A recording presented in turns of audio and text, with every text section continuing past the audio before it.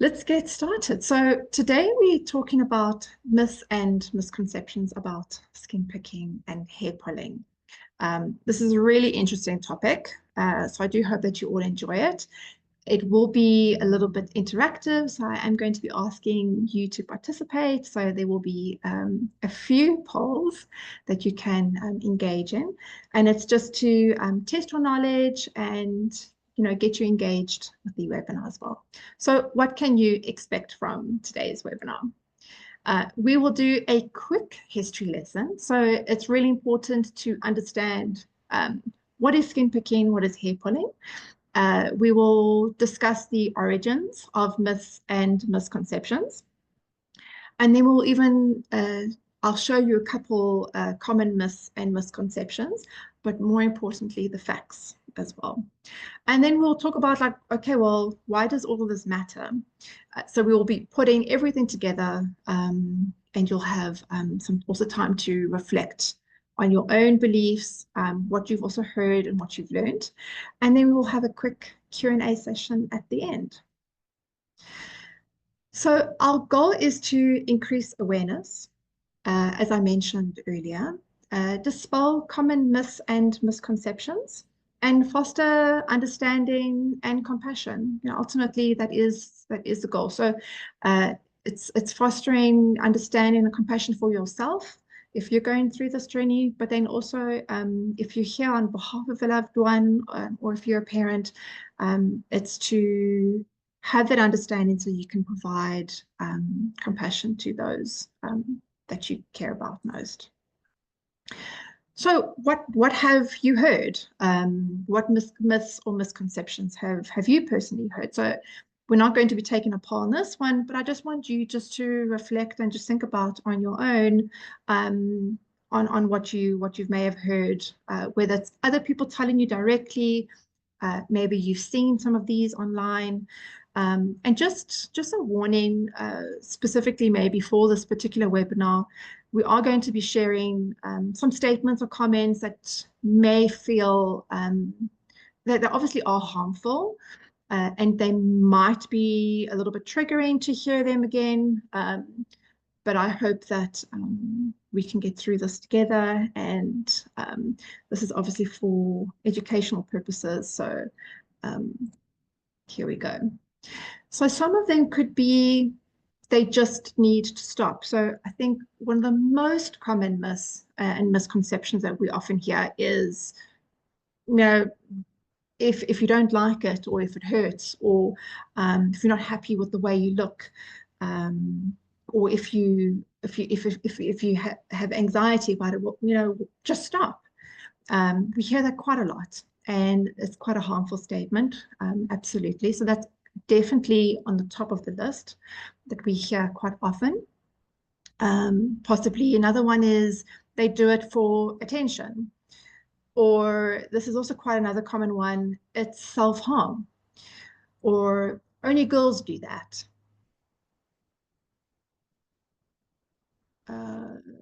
There's just a comment here. Sorry. Can everyone understand me? I got a comment here that I'm maybe have switched to a different language. Is everyone okay? Can you all hear me well? Just a thumbs up would help. Great. Okay, let's move on. So only girls do that. Perhaps another one is it's poor hygiene, or they must be on drugs, or maybe you've never heard any of these. So maybe just a show of hands, thumbs up, or just a hand raise. Have you heard any of these before? Yes, yes, yes. Lots of hands raised. Definitely. So before we get into the myths and misconceptions and why this all matters, it's important to have understanding what is skin picking and what is hair pulling. So just a quick history lesson. We won't go too much into detail, but hair pulling disorder, or it's also medically known as, is trichotillomania. It involves recurrent, irresistible urges to pull out one's hair. So this can be from the scalp, eyebrows, eyelashes, or other parts of the body. And that's a clue for one of our myths a little bit later on.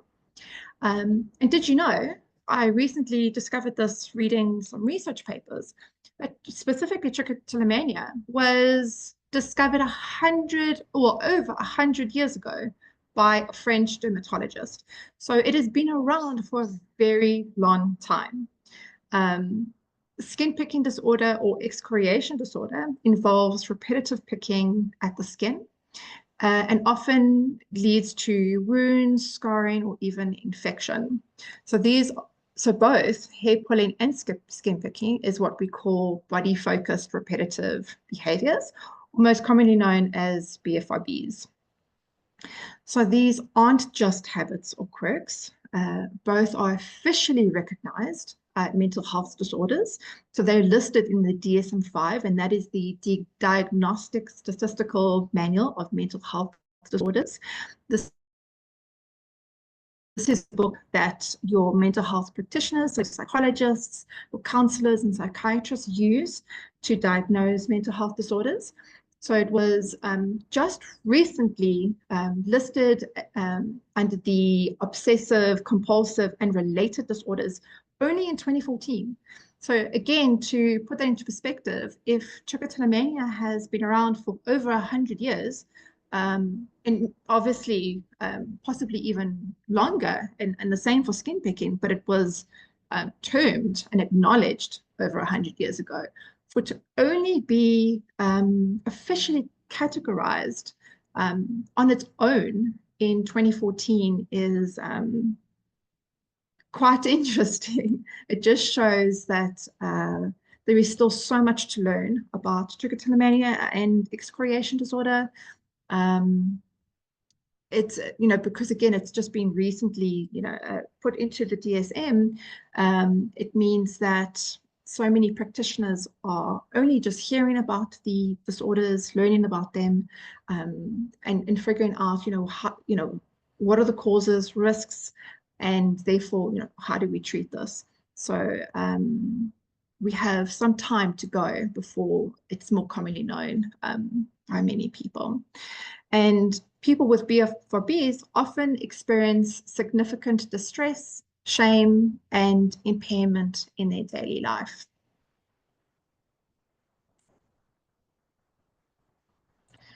Let's click to the next. Okay, so today's topic is about myths and misconceptions. But what are they? What is that? So I hope you like my little pictures to help give some explanation and visual representation. So a myth is a widely held but false belief, which is often passed down or reinforced culturally. So it could often imply that something that has been repeated so much it's become accepted as truth. For instance, maybe again for just visual representation, the mermaid, or I think this is the abominable snowman.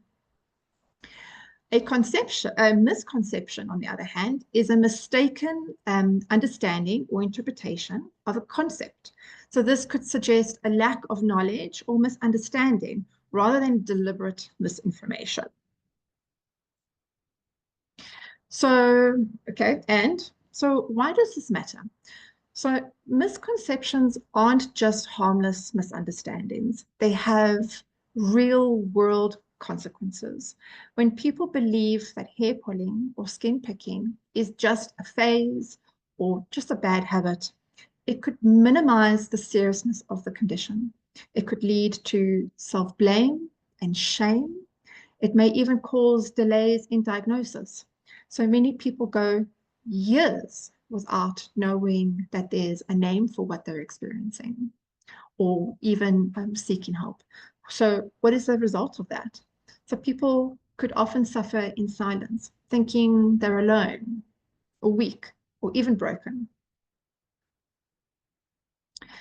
It could discourage seeking help. So when someone hears things like, just stop, or you're doing it to yourself, or you're only just doing it for attention, it erodes their sense of worth and safety.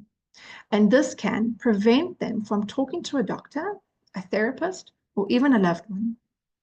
And again, this leads to isolation, depression, anxiety, and can often reinforce the cycle of picking or pulling, further reinforcing the cycle of internalized shame.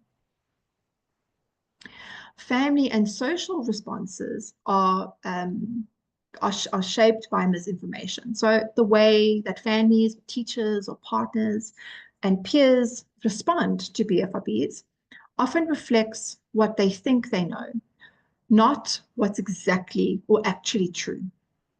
So, for instance, some may punish or scold a child for pulling or picking. Others may suggest harmful solutions like perhaps negative reinforcement or punishment or guilt shaming. Partners may misinterpret the behaviors as a sign of mental instability or vanity or self-harm. So when people don't understand, they often can't support. So the door remains closed. But destigmatizing leads to healing. So when we challenge myths and misconceptions, we create a space for compassionate conversations, for proper diagnosis and evidence-based treatment, supportive communities where people feel seen and validated. This then helps to reduce stigma. It opens the door to early intervention, better outcomes, and a sense of hope. So education doesn't just inform, it empowers. So the origins of misconception. So where does this come from? So this partly comes from stigma. So as I mentioned earlier, the fact that a dermatologist recognized trichotillomania 100 years ago, in 2025, there's still a lot of shame and misunderstanding surrounding mental health in general. We're not even specifically talking about trichotillomania or excoriation disorder. Mental health and conditions that aren't easily explained often get dismissed or minimized. So with BFRBs, people may assume the behaviors are voluntary or are simply a lack of discipline, but that's definitely not the case. We all know that. But when we don't understand something, we tend to judge it. And that judgment is amplified when mental health is involved. So the visibility of symptoms. So when one unique challenge with BFRBs is that their effects are visible. So you have hair loss, bald patches, scabs, scars. These physical signs can be hard to hide sometimes, and they may often attract the wrong kind of attention. So people may wrongly assume someone is doing it to themselves on purpose, or it's about, again, we mentioned this earlier, vanity or self-image, or it's a result of poor hygiene or even drug use.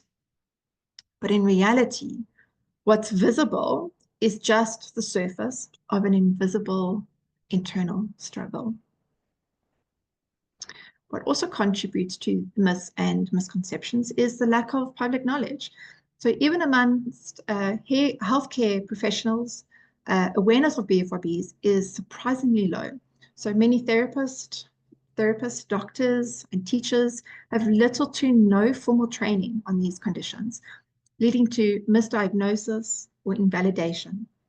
Some individuals have gone years, even decades, before receiving a correct diagnosis. Without education, it's easy for harmful myths to take root. I just have a comment here that was a little while ago. Has anyone else having tough time hearing? I do apologize that I keep having to ask everyone, but there is a comment here. Another show of hands if everyone can hear me okay. Great. Okay. So I apologize for those who aren't able to hear me, but it seems like my audio is all right. Okay, so again, without education, it's easy for harmful myths to take root. Another one is cultural narratives. So think of some of these messages again. Just stop doing it. You have to want to change. People only do things like that because they're lazy, vain, or need attention. These ideas are deeply embedded in how we talk about self-control, beauty, and behavior, especially when it comes to young women and teens who are often disproportionately affected and scrutinized. Next one um, is about media representation. So finally, the media hasn't helped. So when BFRBs are portrayed in TV or film, if at all, they're often dramatized, mocked, or shown without any context. A character might be shown pulling their hair during a mental breakdown or compulsively picking at their skin in a horror or thriller scene. So this kind of portrayal reinforces the stigma instead of encouraging empathy or understanding. So now that we have looked at the history, gotten a fair understanding of where myths and misconceptions come from and why it matters, it is easy to see how misinformation takes root and spreads. But what exactly are people getting wrong? So let's walk through some of the most common myths about skin pain and hair pulling and explore the truths that help us replace judgment with understanding. And you're going to help me do that. So this is the part where you're going to get involved. So I'll be putting up a couple of myths. I think there are 8, and you get to decide, is it a myth, a misconception, or is this fact? So the first one is, okay, it's just a bad habit. They could stop if they really wanted to. So I'm going to quickly put this one up. I'll give everyone a couple seconds to vote. Is this a myth or is this a fact?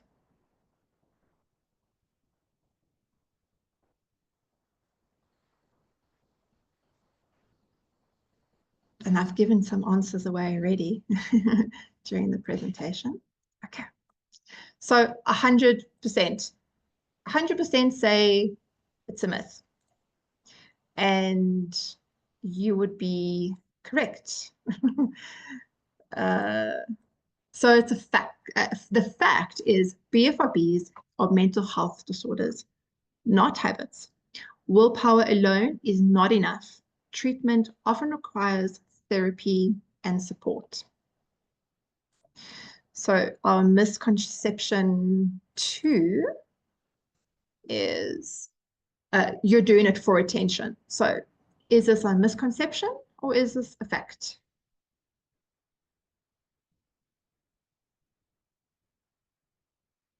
Okay, the results are coming in.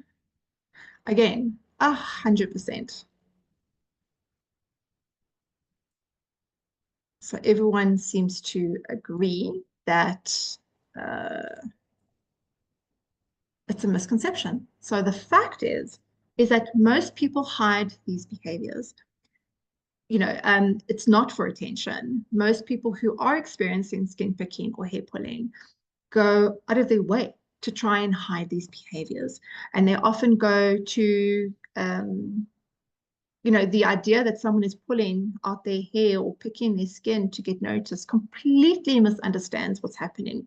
In reality, most people with BFRBs feel deep shame and embarrassment, not a desire for attention. So many will wear hats or wigs or scarves, even in hot weather, or they'll cover up in layers, in clothing to cover up their arms, or wear layers of makeup, or and like I said, wear long sleeves even when it's uncomfortable. They may even avoid pools or hair salons or even intimacy. So they could even cancel social events or isolate themselves to hide visible damage. So in fact, secrecy is one of the hallmark features of trichotillomania and excoriation disorder. People can often go years without telling even their closest friends or family members. And in some cases, they may not have the words for what they're experiencing. They just know it feels private, painful. So labeling someone as attention seeking invalidates their experience and discourages them from opening up or seeking help. What they really need is compassion and not judgment. Let's put up the next one. Um, okay, so the next one is skin picking and hair pulling is a form of self-harm. So this one's a little tricky because some people, even some mental health practitioners will say that skin picking in particular is a form of self-harm. So the results are coming in. I'll give it a couple more seconds.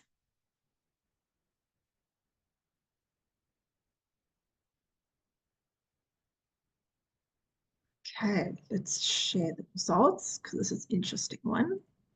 So 73% say it's a myth and 27% say it's a fact. So let's discover what it is. So the fact is that the motivation around self-harm is to experience pain. Skin picking and hair pulling's motivation is not to experience pain. So this is a myth. Hair pulling and skin picking is not a form of self-harm. Skin picking and hair pulling, the motivation is different. So we get two different types of picking and pulling. So automatic picking or pulling is when you're doing this without motivation or even awareness. So this is unconscious. Examples of this could be you could be picking or pulling whilst you're watching TV or driving in your car or studying or even when you're at work. Focused pulling, so that's different type of picking or pulling that's focused.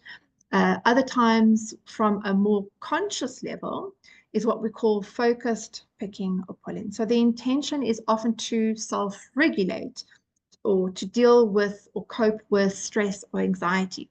So again, the core feature here is the motivation behind self-harm and picking or pulling. They are very different. So it is definitely a myth.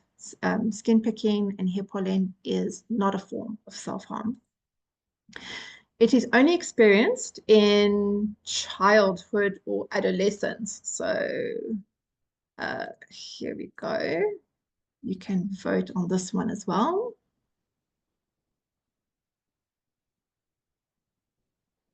This is also quite a common one. Sometimes it's often misunderstood or unclear. Okay, so 100% of you say it's a myth. And what is it? So the fact is that it is true that skin picking and hair pulling often do start in childhood or adolescence and continue through into adulthood. However, it can also start in adulthood too. So it's a myth that it only starts in childhood or adolescence.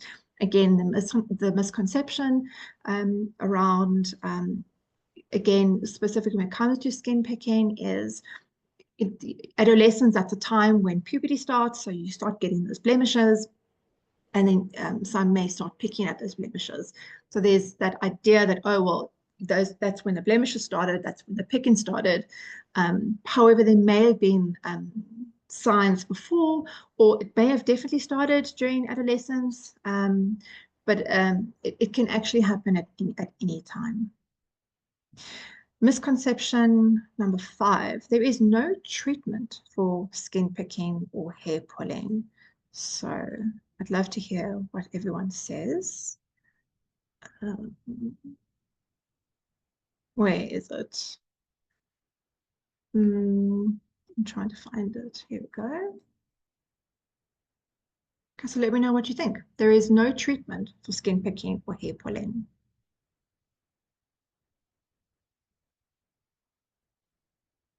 Okay, the results are coming in quickly. Okay, let's stop it here and share results. This is interesting. So 87% of you who voted say it's a misconception, and 13% of you say it's a fact. So what is it? Let's have a look.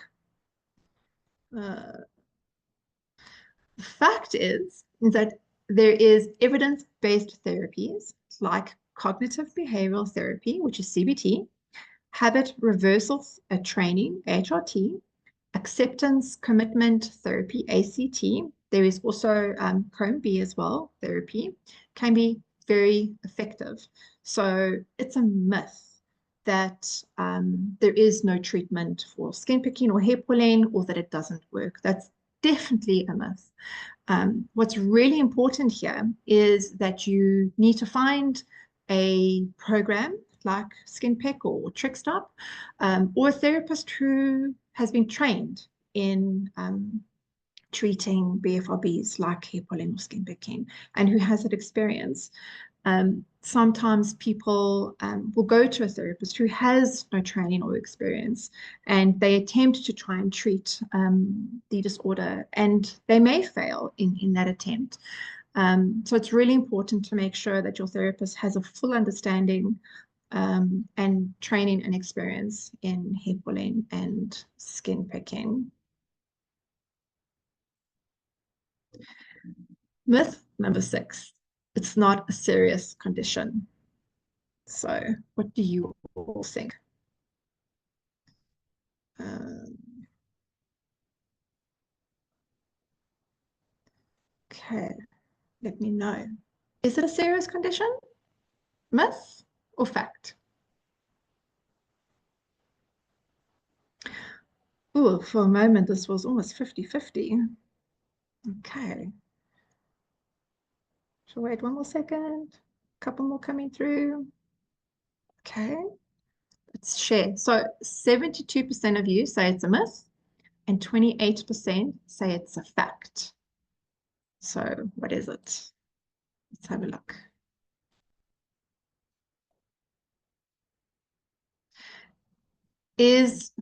So the myth is it's not a serious condition. So skin picking, the fact is skin picking and hair pulling can lead to significant emotional, social, and physical consequences and distress. So some of those consequences can be infections, scarring, and isolation. So it is a myth that skin picking and hair pulling is not a serious condition. It most certainly can be in many instances. Again, everyone has unique journeys and experiences. You do get different severities of symptoms for both skin picking and hair pulling.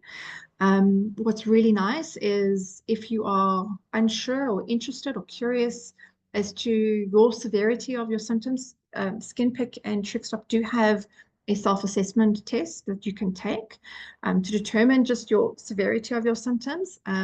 What's really helpful as well is that after you've done the test, you get a score, and they provide some recommendations as well.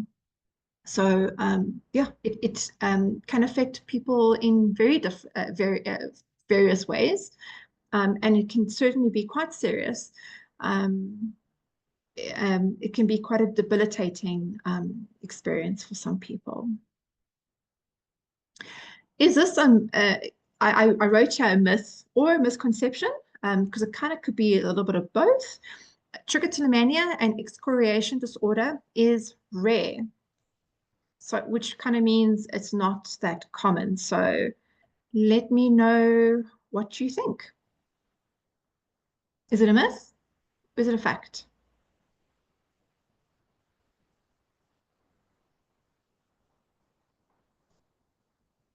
Is it a unicorn? Is it rare?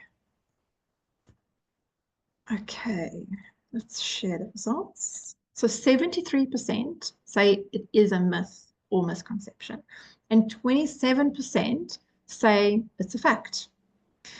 So what is it? The fact is that it is more common than most people think.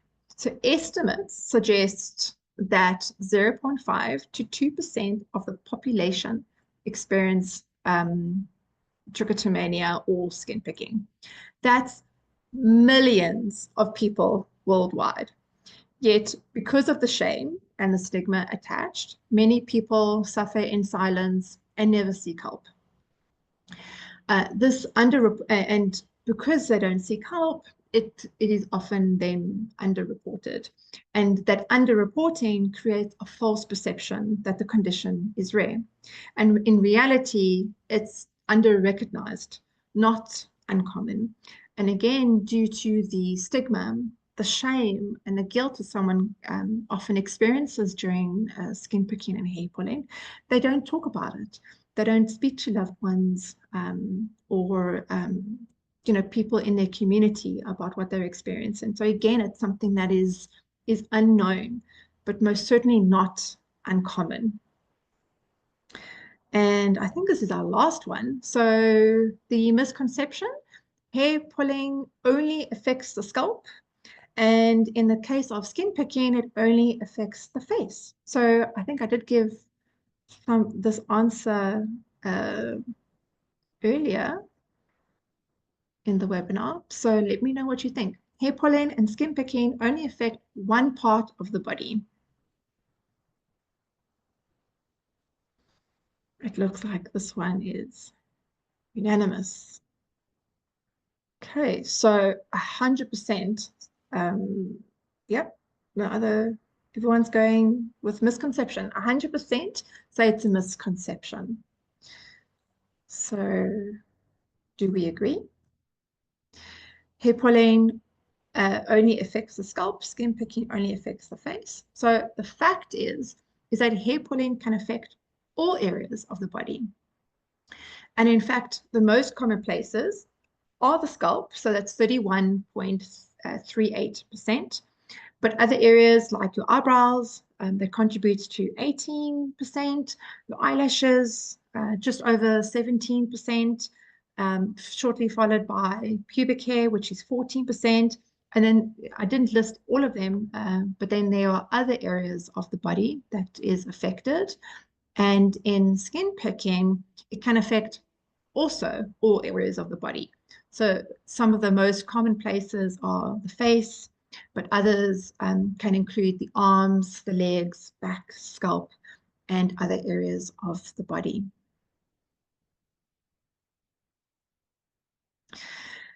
So let's take a moment to reflect. So what do you feel most, what do you feel most empowered to do after this webinar? So I do have the second last poll for you today. I know that I'm making you guys work really hard for this webinar, but we're really interested in what you have to say. Let me find it. Okay, so we're really curious. So what do you feel most empowered to do after this webinar?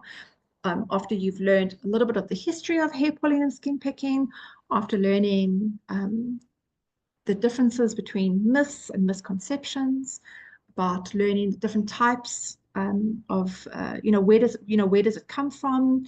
Why do we have these myths and misconceptions? And what are some of the most common myths and misconceptions out there?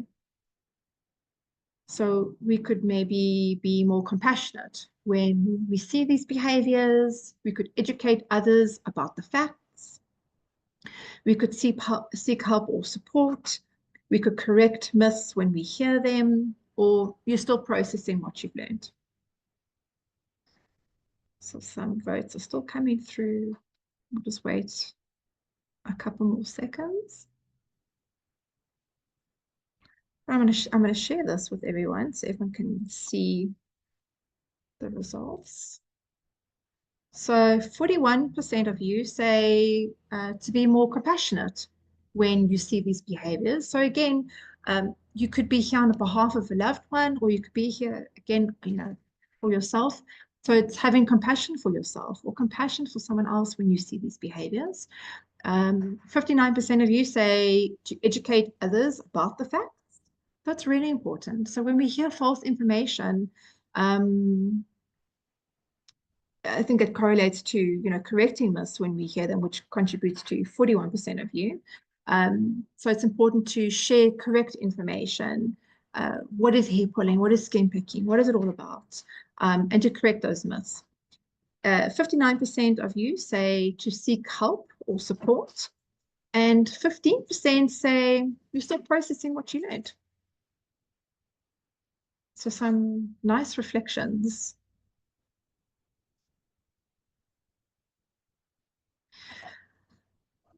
Talking about information, getting more understanding, I just want to remind everyone about our free resources. So we have uh, every single month, we publish many blogs on the website on all different topics and ideas around skin picking and hair pulling. And some of these topics are on tips, strategies, treatments, uh, with topics around whether you're seeking support or guidance for yourself or for your loved ones, so from a community or a support perspective. And then, as you know, you're here, so there are definitely webinars that you can attend. We also know that if you aren't able to join the live webinars, you can catch the recording. So we have an extensive library on our YouTube channel and our website on, again, various topics around webinars. So we are really happy with those as well, and the content that we share. And from a social perspective and a community perspective, we are on all of the social channels. So you can find us on Instagram, TikTok, on Facebook. We also have a private Facebook group. So you do have to ask permission to join these groups, and it is private. So it is a space for you to engage with and share your experiences with others in a private setting. And speaking about webinars, this is the last poll I'm asking you all to participate in. You are important to us, so we want to hear from you. So if you do enjoy our webinar content, please tell us which topics you'd like us to cover in the future sessions. So your voice helps us create events for topics that matter to you. So I'm going to put up a last poll, I do promise, to please let us know in the little section there. You can actually type out some topics. Would love to hear, what you have to say and what you would be interested in future. We like to plan ahead, so we will put it into our planner. So hopefully, if you do put a topic in here, you'll get to see it sometime in the near future. So I'll just let everyone have a couple seconds just to type in what they are interested in here. So again, it can be anything around hair pulling or skin picking, whether it's tips, strategies, treatment, what else? Risks, causes, how to what you think about, or what you could maybe plan or say going to the hair salon or the dermatologist, or what to say to your therapist. So it can be anything.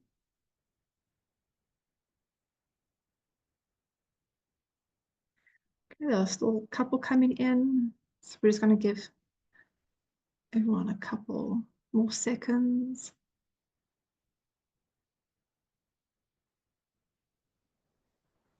It's amazing to see so many coming through. So thank you so much for your contributions. And if you aren't able to complete the poll, you can always send us an email and let us know.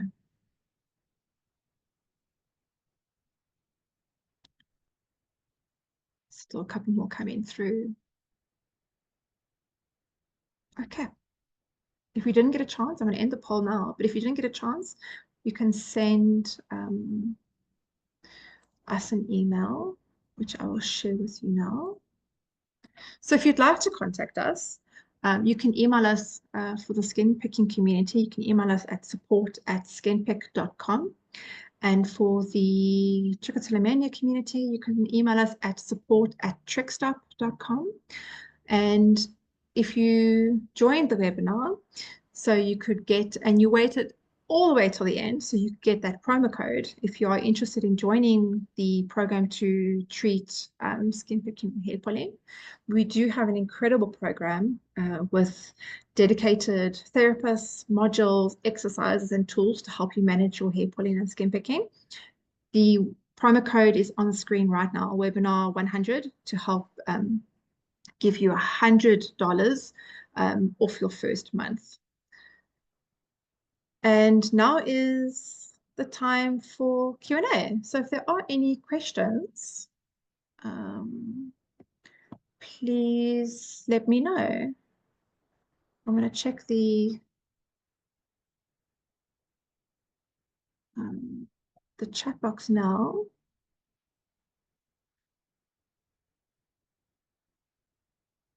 So there's a comment here. Obviously, for confidentiality, I'm not reading anyone's names. But this comment here, I've been skin picking since I was 8 years old, and I'm 28 now.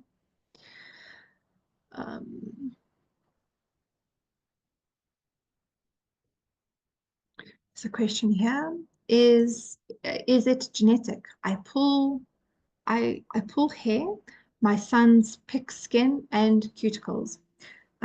So to answer your question, I'm going to share something about myself. So some of you may know that I'm a parent and I have 2 children. So my one child skin picks and my other hair pulls.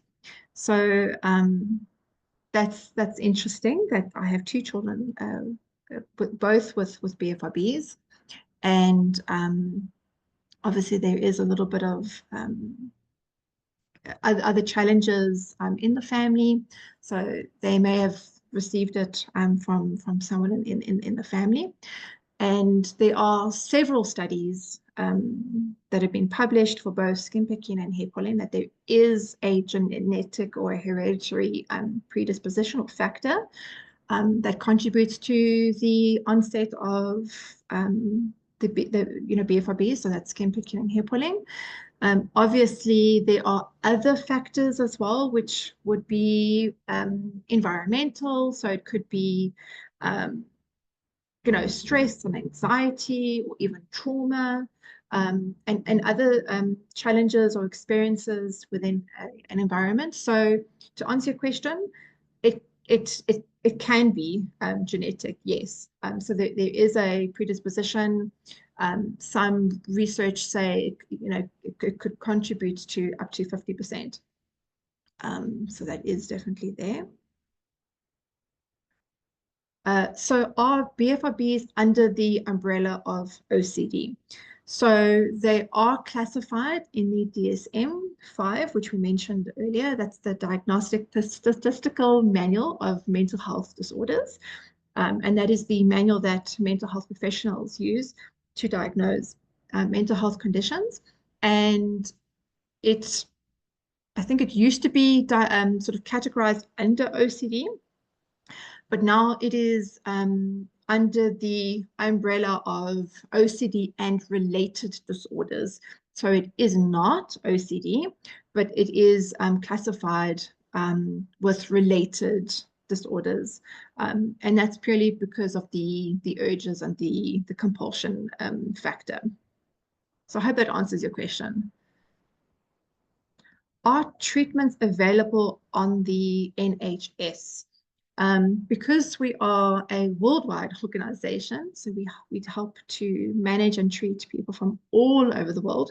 It is difficult to obviously keep up with all the different countries' national health systems. So I'm not 100% sure if treatment is funded or even available from the NHS. If you are interested in treatment, again, we are an online organization, so it doesn't matter where you are in the world, you are able to receive treatment from the program, whether it's from SkinPick or TrickStop. If you are concerned, I didn't mention this earlier, but if you are concerned about costs, again, we do have discounts and promos that we do share on a regular basis, and we do have affordable options. So if you cannot afford the full treatment or the full package, you can email us at those email addresses, and we'll see what we can help with. We try to make the program as flexible and accessible as possible, so everyone has an opportunity for help. So website address, please. So the website for SkinPick is really easy. It's www.skinpick.com. So that's for skin picking. And for the hair pulling website, it's www.trickstop.com. So how much does it cost to have therapy here for this? So our prices do start at $65 to $90 per week. So it depends on your area, your financial status, and the availability. And again, like I mentioned, we try to make it as flexible and affordable as possible. It is billed every 4 weeks, so it is a subscription based as well. And you do have access to a dedicated therapist, so you are able to engage with them as many times as you need. So there's no need for scheduling appointments or having any waiting lists. So you can engage and contact your therapist as many times as you like, and when it's required, and they have 24 hours to respond to you. So it is through a text-based communication. There is options to send and receive voice messages. You have access to a number of modules that you can go at your own pace. So again, it's accommodating your unique requirements. And these modules are planned by your specific and dedicated therapist that is with you throughout the duration of the program. What else? You get access to tools to help you track and monitor your symptoms and your urges. You have, I'm loving all the hearts, you have access to journals, you have access to exercises. And lastly, also you have access to weekly online Zoom support groups. So again, you get to connect and engage with people who are experiencing this journey alongside you. So it's a really beautiful opportunity to share and learn from others and feel supported in those moments. So it really is a full package that offers so much. There's a couple minutes left and there's so many questions. How does one find a therapist that specializes in trick? Well, to answer your question, you're right here. So TrickStop, all of our therapists are trained and are experienced in treating trichotillomania. If you are still unsure, or if you're curious with regards to the success rate, we do have some information on that on our website, so please do have a look. I think it is on the homepage. You'll get to see the statistics when it comes to the reduction in symptoms. But you can also look up, TLC. They also have, they may also have recommendations for therapists as well. So just make sure that your therapist is, possibly associated with reputable organizations like, TrickStop or TLC or BFIB Changemakers and the like. This was the first webinar I attended. I actually cried for the majority of this because I finally felt so seen. Oh, my heart. I've been skin picking my cuticles since I was 11 or 12, and I'm now 27. I feel empowered to finally seek more specific treatment. So thank you for everything you all do. Sure. What a beautiful message. I'm so glad that you are feeling seen. that's the whole point of what we do here. So I really appreciate that. And it's wonderful to hear. And I'm wishing you all the best. I am 71 years old. My mother had both. All three of her children had both too. So again, just another demonstration of the genetics. Um, I don't know where to go for treatment as I am in Nepal. I hope I answered that question already. Yeah.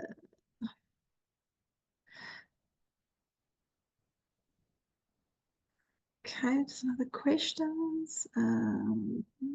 A lot of them are related to finding a therapist. So I just don't want to just repeat those answers so we can get to other questions. So I hope I've answered your question if you have had a question about where to find a therapist. Um, okay, so what should I tell a cosmetologist or even like a dermatologist if I am going for a facial and have some scabs? This is completely up to you and your comfort, whether you want to tell them about your condition or if you're not ready yet. So we're definitely not saying that you must do X, Y, and Z or you must tell everyone. If you feel comfortable telling your cosmetologist, dermatologist, or what you're currently experiencing. It might help them, give them insight into how better approach your situation. They may even help you with some recommendations of what you could use. So you could, if you're also unsure about arriving and you don't really know what to say, maybe write something beforehand. You could write maybe just something for yourself that you could remember, so you're not trying to think on the spot. Or you could write something that you could maybe hand to them beforehand. So you could either ask the receptionist to hand it over, or you could give it to them directly. That's something that you don't have to initially at the beginning, where you first starting to talk about this in public. It might be a little bit daunting. So this is a nice way as a first step. You could hand them a short description or letter about what you're experiencing. Um,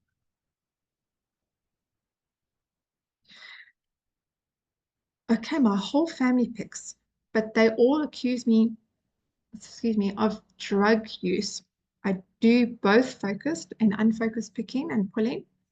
Picking is more coping, while pulling is more while reading or watching TV. I have been amazed how many people in my community share the struggle now that I quit hiding. Um, unfortunately, especially when it comes to picking, uh, one of the biggest misconceptions and incredibly hurtful judgmental statements is that it is as a result of drug use. Um, and yeah, I've been amazed of how many people in my community share the struggle now that I quit hiding. So it doesn't always happen, but sometimes you can be quite surprised that when you do share um, what you are experiencing, whether it's hair pulling or skin picking. Some people might actually, I've heard many stories of clients share with us that when they come out and tell loved ones or people in their community, they'll be like, oh, so do I, and they able to share their experiences, or they may speak openly about their own struggles, whether it is a BFRB or another mental health disorder. So it's sometimes it can connect us. More questions about therapists in areas. So many questions. Is dermatillomania skin picking? So there are three, are there more? There are three common names for skin picking. So obviously it's skin picking. The medical terminology for this disorder is called excoriation disorder, and it's also commonly known as dermatillomania. So yes, dermatillomania, excoriation disorder, and skin picking are all the same. This is a really great question. Thank you for asking this. Is there a combination of skin pick and the Trick Stop program? So obviously, if you're experiencing skin picking and hair pulling, can you combine the two programs? So ultimately, you can get treatment for both on either one of the programs. So you will be speaking to your therapist about it, and you can let them know that you experience both challenges, and they will then assist you to treat both of them on the one program. And then just thank you for this information. Such a struggle for sure.